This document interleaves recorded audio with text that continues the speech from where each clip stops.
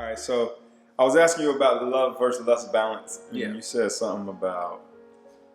Yeah, because first of all, when people use the term love, what the heck are they talking about? If they're talking about a feeling state, right off the bat, we're talking about something different, because love is not a feeling state. Now, certain feelings can emerge if love is present, but love itself is an orientation. It's not a feeling. See, so with this orientation, probably maybe care,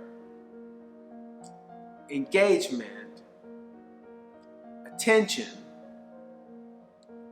concern for the best, concern for the highest, concern for wellness. Those experiences collectively would be a part of love. The interest in what's best, that would be love, okay?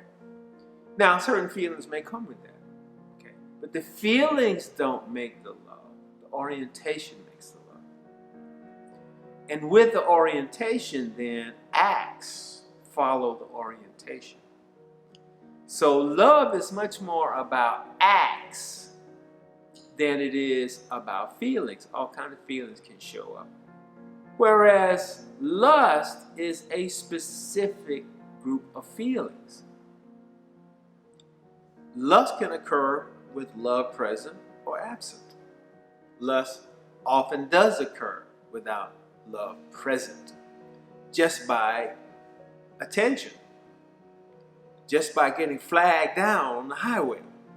One can find oneself in a high state of lust with no interest in higher order at all, because lust, by definition, refers to a lower order of energy of a human being. Out of all the possible levels of a human being, it really does refer back to vital energy.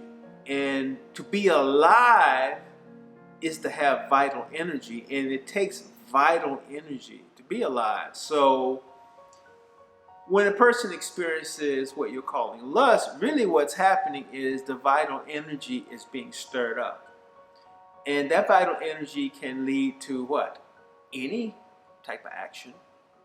It doesn't matter what the orientation is, because, again, lust is raw vital energy. Now, unfortunately, in the society where we are, lust has a bad connotation. It's a negative. It's considered a negative. Why? Because when this vital energy is stirred up, where is this vital energy coming from? Well, this is the energy of life itself, and life itself cannot be contained. Life is boundless. Life is all power. So lust is actually that place of becoming conscious of one's vital nature. And therefore, it's easy to lose what you would call balance. That is to say, the management of this vital energy, because by definition, it's unmanageable, right? So this is what we're always working with. The energy that we manage, and when we manage it with a certain intent, and if the intent is for higher good, no matter what, okay, we can call that love, right? When the energy comes, at first it may not be so much that it's not managed. So that might not be a problem, and it might be lust, right? And what is this? This is this desire to engage with the opposite pole, Like, that's really what it is, like the magnetic nature of life itself, where these two poles come together. So that's why in lust, you also experience this magnetic attraction, a desire to move towards, a desire to engage, etc. Now, if that desire or that power is overwhelming idea, mind, cause, Now we're talking about where lust takes one out of order or out of balance. So lust in and of itself is pretty much expected to cause imbalance.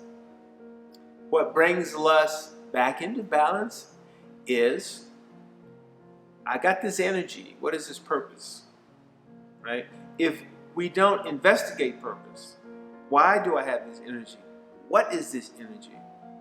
What am I supposed to do with it? Then, of course, management then is a problem. And that's what we really mean by losing balance, right? So, well, I just got to give into it. That's it. Okay. That's what you're calling imbalance. And that's true. It is imbalance. If I have it and go, woo, man, I feel like doing something. Okay, what am I going to do? And if I'm going to do something, for what purpose? What is the intent behind it? What is the gain from it? How does it contribute back to love? That is to say, higher order, purpose, improvement, progress, creativity. You know, we have this term we use, we call it progress, right?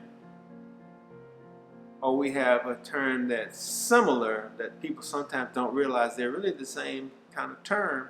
They just refer to different levels. And that's procreative, right? And procreative is a term that acknowledges that we can take energy of nature, be very excited about it, and create something that's not progressive, right?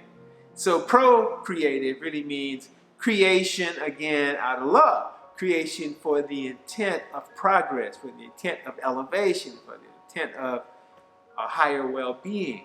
That's what we call procreative. Well, the energy of procreation, we know. We go right back and say, oh, you're talking about sex. Well, yes, we are.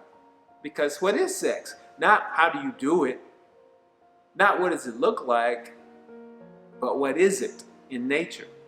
And that would be vital energy interacting as two opposing forces that ultimately coming together and produce something different, something new. It's the essence of how life regenerates itself through itself, as itself, by itself, for itself, to continue into what we're calling infinity, the never-ending cycles of life.